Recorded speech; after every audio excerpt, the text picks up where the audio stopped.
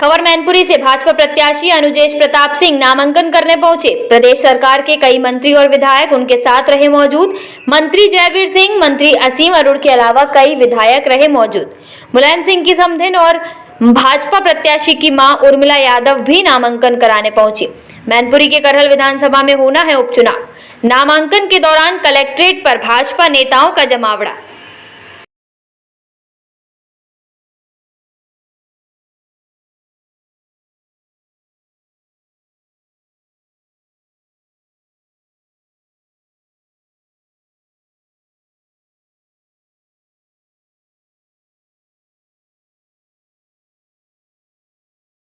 परिवार से, लेकिन पतवार थामी है बीजेपी, क्या कहेंगे? पार्टी अलग, परिवार अलग बात है, पार्टी अलग बात है। मैं पार्टी भाजपा से प्रत्याशी हूँ, परिवार अलग बात है। 1998 में जिस तरीके से भाजपा लड़ी थी और 2002 में कमल खिला था, आप उस क्या वो काल दोहरा पाएंगे? दोबारा दोहराएगा। बहुत अच्छे वोटों से जीतूंगा। मुझे हर समाज का, हर वर्ग का, यादव समाज का, हर समाज का मुझे बहुत बहुत समर्थन मिल रहा है। किस तरीके से करहल का चुनाव देखें, क्योंकि उस समय जब दौर था वो परसीमन की व्यवस्था की गई थी। परसीमन तो जानबूझ के बिगाड़ा गया था, मगर मैं दोबारा यहाँ से विधायक बना तो यहाँ घिरोर विधानसभा का फिर पुनर्गठन हुआ। संजय जी, आपके साथ में कुछ समर्थक कह रहे थे, क्या घोसी कमरियाबाद इस बार चलेगा? जनता निर्णय करेगी उसके लिए। शुक्रिया। तो बेटे को भारतीय जनता पार्टी ने टिकट दिया है, किस तरीके से दिखता है? आज भारतीय जनता पार्टी ने आपके बेटे को विधायकी का टिकट दिया है। भारतीय जनता पार्टी ने हमारे जो अनुजेश को टिकट दी है, आप सबके सहयोग और प्यार को देख के और जनता के प्यार को देख के, कि जनता बहुत दिन से चिल्ला रही है कि कोई प्रत्याशी ऐसा उतारा जाए जैसी हमारी भारतीय जनता पार्टी है, अच्छे मत विचारों की, वैसा ही प्रत्याशी भी मिले अच्छे विचारों का। और आप लोग सभी हमारे परिवार से तो अच्छी तरह परिचित हैं। आप भी पूर्व में विधायक रही हैं, आपका कार्य देखा है लोगों ने, तो क्या वही रणनीति रहेगी या कुछ परिवर्तन देखने को मिलेगा? हाँ, बच्चे वो अपने बच्चा तो मेरा ही है, तो उसी तरह से जनता के साथ चलेगा जैसे मैं चली। एक तरफ सैफी परिवार कहता है कि भतीजा और फूफा आमने सामने हैं, तो इसको किस तरीके से देखते हैं? देखिए, पार्टी जब चुनाव लड़ाती है, जहाँ पार्टी में अपने विचार मिलते हैं, वहाँ भतीजा और फूफा की बात नहीं आती है, वहाँ पार्टी की बात आती है। इस समय भारतीय जनता पार्टी अपने कार्यक्रम अच्छे दे रही है, देश के हित में, प्रदेश के हित में, जिले के हित में। हमारे मंत्री जी वगैरह सभी इतना अच्छा कार्य कर रहे हैं, तो हम तो पार्टी देख रहे हैं। भतीजा फूफा क्या होता है? भतीजा फूफा तो आप लोग जानते हो कि हाँ, भतीजा फूफा है, लेकिन पार्टी तो और जो जनता है वो नेताओं को देखती है और अपने जो बीच में आता है, चाहे माननीय मंत्री जी हैं और भी पूर्व मंत्री जी खड़े हैं, मंत्री जी, विधायक जी खड़े हैं, हमारे गुरु जी सभी है साथ में, इनके विचारों के हिसाब से चलता है सब। इसमें परिवारवाद की बात नहीं है।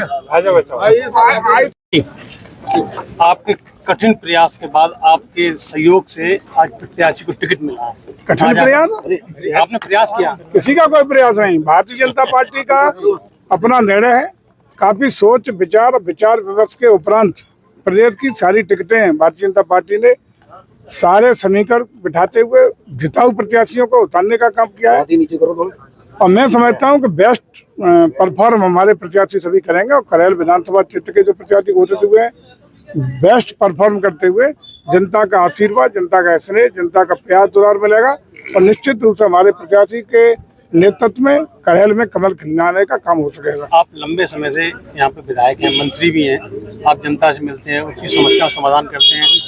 विधायक को, प्रत्याशी को आपने टिकट दिलवाया, उसके बाद में क्या रिएक्शन रहेगा? देखो, ये भौगोलिक दृष्टि से आप बहुत बेहतर जानते हैं कि करहल विधानसभा बहुत पुराना करहल नहीं है। नए 2012 के बाद, नए परसीमन के बाद करहल में घिरोर विधानसभा क्षेत्र का बड़ा हिस्सा है, जिससे 2 बार हमारे प्रत्याशी की मां एमएलए रही, 2 बार हमारे प्रत्याशी के ताऊ एमएलए रहे, 2 बार मैं एमएलए उस क्षेत्र से रहा। अंतिम जब तक ये परसीमन हुआ तब तक मैं एमएलए था। अब परिस्थितियां बदली हुई हैं, जनता का सोच बदला है। भले ही यदि लोकसभा चुनाव की आप बात करें, लोकसभा के चुनाव में जिस तरीके से 400 पार के नारे को लेकर के दिग्भ्रमित करने का काम इन्होंने किया था इंडी गठबंधन के लोगों ने कि ये 400 पार इसलिए मांग रहे हैं कि संविधान बदल जाएगा, 400 इसलिए मांग रहे हैं कि आरक्षण खत्म हो जाएगा। ये जनता को धोखा देकर उन्होंने समर्थन ले लिया था।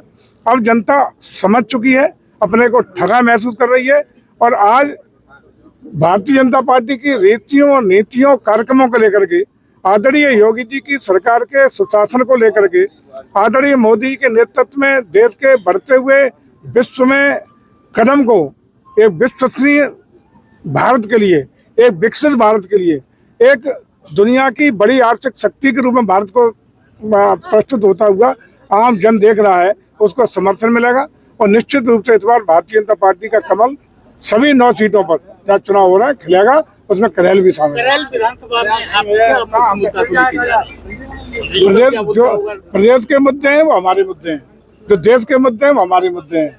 आदरणीय मोदी जी और योगी जी के नेतृत्व में जो मुद्दे हैं, सबका साथ, सबका विकास, सबको न्याय, सबको सुशासन के साथ हम आगे बढ़ेंगे।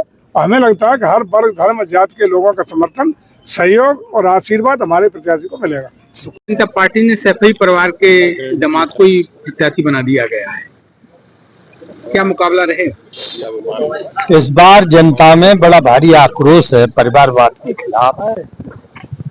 जो भी चुनाव आता है उसमें परिवार को ही वरीयता दी जाती है।